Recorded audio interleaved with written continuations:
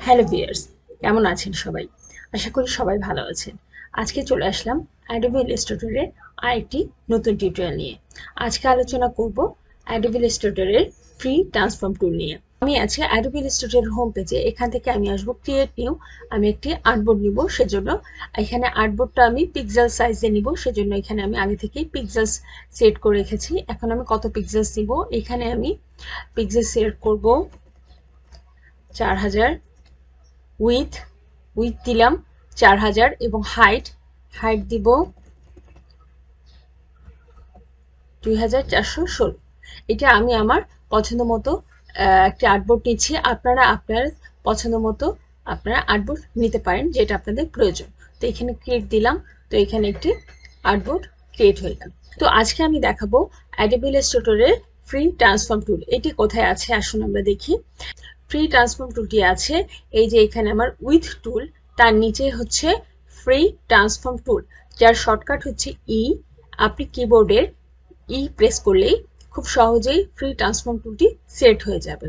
তো আমি free transform টুলের কাজ দেখার জন্য আমি শেপ টুলে আসবো এবং এখান থেকে আমি একটি রেক্টেঙ্গেল নিচ্ছি। একটি রেক্টেঙ্গেল নিলাম এবং এটার স্ট্রোকটা একটু বাড়িয়ে দিচ্ছি এবং ফিল কালারটা নান করে দিচ্ছি। টুলবারে আসবো এবং ফ্রি ট্রান্সফর্ম টুলটা অ্যাক্টিভ করব। এখানে দেখুন ফ্রি ট্রান্সফর্ম টুলে একটি প্যানেল এসেছে। এখানে এখানে প্রথমে এটা আছে কনস্ট্রেইন, তারপরে আছে ফ্রি ট্রান্সফর্ম, তারপরটা আছে পার্সপেক্টিভ ডিস্টোর্ট এবং এরপর হচ্ছে ফ্রি ডিস্টোর্ট। এগুলো সবই ফ্রি ট্রান্সফর্ম টুলের বিভিন্ন অপশনস। যেমন আমি এখন ফ্রি ট্রান্সফর্মটা অ্যাক্টিভ করা আছে, এটা যদি আমি এখানে আমার শেপের কাছে নিয়ে আসি, দেখুন এখানে একটি তীর চিহ্ন আছে। তো আমি তীর চিহ্ন যে মাউস দিয়ে যদি আমি উপর দিকে ড্র্যাগ করি, দেখুন এটা শুধু যেখান থেকে আমি টানতেছি এই জায়গাটায় বড় হচ্ছে, কিন্তু এটা উল্টা পাশটা দেখুন স্থির আছে, যে এই জায়গাটায় ওইখানে স্থির আছে। আবার যদি আমি এই কোণাটায় ড্র্যাগ করি, শুধু এই কোণাটাই উপর দিকে উঠছে এবং এটার উল্টা পাশটা কিন্তু স্থির আছে। আবার যদি আমি এখান থেকে ড্র্যাগ করি, আবার যদি আমি এখানে ড্র্যাগ করি, দেখুন শুধু এটাই আসছে। তো তারপরে আসুন আমরা পরেরটা দেখি, পার্সপেক্টিভ। পার্সপেক্টিভ ডিস্টোর্টে যদি আমি ক্লিক করি, তারপরে যদি আমি এই শেপটাতে আসি এবং এটা দেখুন এইভাবে, এই যে এই পাশে আমি যেই দিকে মাউস দিয়ে ড্র্যাগ করছি ওই পাশে এটা আস্তে আস্তে শেপটা বড় হচ্ছে। এটাকে এই ভিতর দিকে আনি, তাহলে দেখুন ভিতরের এই দুই পাশটা আস্তে আস্তে ছোট হয়ে আসতেছে। এটাই হচ্ছে আমার পার্সপেক্টিভ ডিস্টোর্টের কাজ। এবং আমি যদি এই শেপটাকে আগের শেপে ফিরিয়ে নিয়ে আসি এবং তারপরটা যদি নিচেরটা আনি ফ্রি ডিস্টোর্ট, ফ্রি ডিস্টোর্টে আসে কি হচ্ছে দেখুন, এই যে আমি যদি এখান থেকে এই যে এখানে ফ্রি ডিস্টোর্টে শুধু একটা কোণা বড় বা ছোট হচ্ছে বা বিভিন্ন শেপে নেওয়া যাচ্ছে। এই যে দেখুন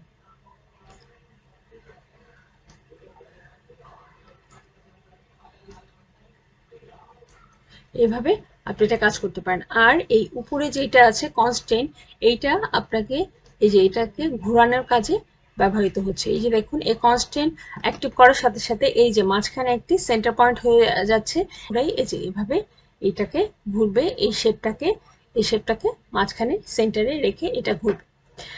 তো আমরা এই শেপে কাজটা দেখলাম। এখন যদি আমরা আরেকটা শেপে এইটার কাজ দেখি, তো আমি এটাকে একটু সাইড করে নিচ্ছি।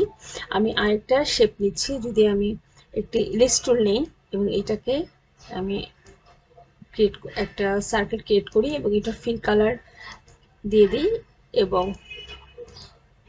এটা স্ট্রোক কালারটা নান করে দিচ্ছি এবং আমি ফ্রি ট্রান্সফর্ম টুলটা অ্যাক্টিভ করছি। এটাকে অ্যাক্টিভ করার পর যখন আমি এখান থেকে এটাকে নিয়ে আসছি, এই দেখুন এটা এইভাবে এই পাশে এভাবে বড় হচ্ছে। এটাকে এইভাবে আপনি এরকম ভাবে আপনার ডিজাইনটা আপনার পছন্দ মতো ক্রিয়েট করে নিতে পারবেন।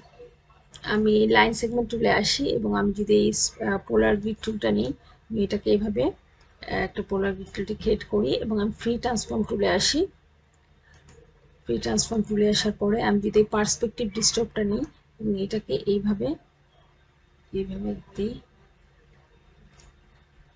দেখুন এইভাবে আপনি আপনার যে কোনো ডিজাইন খুব সহজেই তৈরি করতে পারবেন।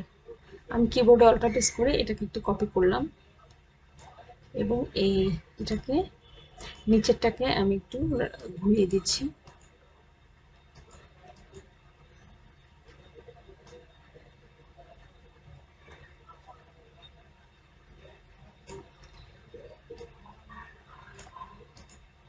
তো আমি এই দুটাকে সিলেক্ট করে এটাকে আমি গ্রুপ করে নিচ্ছি।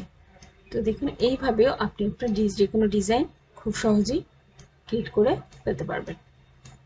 এটাকে আমি সাইডে সরিয়ে রাখছি। শেপ টুলে আসি এবং একটি স্টার টুল নিয়ে দেখি স্টার টুলে আমার এটা কাজ করে কিনা, এবং আমি এটাকে ফিল কালারটা একটু ফিল করে দিচ্ছি এবং এটার স্ট্রোক কালারটা ডান করে দিচ্ছি। ফ্রি ডিস্ট্রিক্ট টুলটা অ্যাক্টিভ করে এখান থেকে আমি এটাকে আনতে চাচ্ছি। এই দেখুন এইভাবে আপনি এটাকে আপনার পছন্দ মতো কাস্টমাইজ করে নিতে পারেন।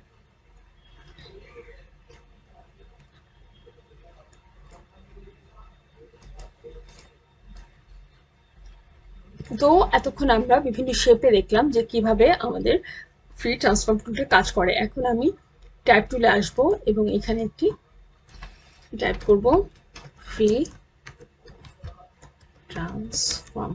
আমি কাজের দেখার সুবিধার্থে আমি লেখাটা একটু বড় করে নিয়েছি। তো আমি টেক্সটের উপর ক্লিক করে মাউসের রাইট বাটন দিয়ে ক্লিক করলাম এবং এখানে ক্রিয়েট আউটলাইন্স করে নিব। আপনি কিবোর্ডে শিফট প্লাস কন্ট্রোল প্লাস ও ক্লিক করেও আপনি ক্রিয়েট আউটলাইন্স করতে পারবেন। তো ক্রিয়েট আউটলাইন্স করার পরে আমি টুলবারে যাব এবং টুলবারে যেয়ে আমি ফ্রি ট্রান্সফর্ম টুলটা অ্যাক্টিভ করে নিব এবং এখান থেকে আমি যদি এটাকে ডিজাইন করতে চাই, দেখুন আমি মাউস দিয়ে এটাকে ড্র্যাগ করার পরে এটা এরকমভাবে ডিজাইন তৈরি হচ্ছে। তো আমি এটাকে এক সাইডে রেখে আমি এটাকে কিবোর্ডের অল্টার প্রেস করে আরেকটা কপি করে নিলাম এবং কন্ট্রোল ডি প্রেস করে আরো দুইটা কপি করে নিলাম। এখন আমি টেক্সটগুলোর কালারগুলো একটু চেঞ্জ করে দিব। তো আমি একটা একটা করে কালার চেঞ্জ করে দিচ্ছি। তো এই ছিল মোটামুটি ভাবে ফ্রি ট্রান্সফর্ম টুলের কাজ। ভিডিওটি ভালো লাগলে লাইক করবেন এবং শেয়ার করবেন। কোনো প্রশ্ন থাকলে অবশ্যই কমেন্ট সেকশনে করবেন এবং আমার চ্যানেলটিকে সাবস্ক্রাইব করবেন। সবাই ভালো থাকবেন। ধন্যবাদ।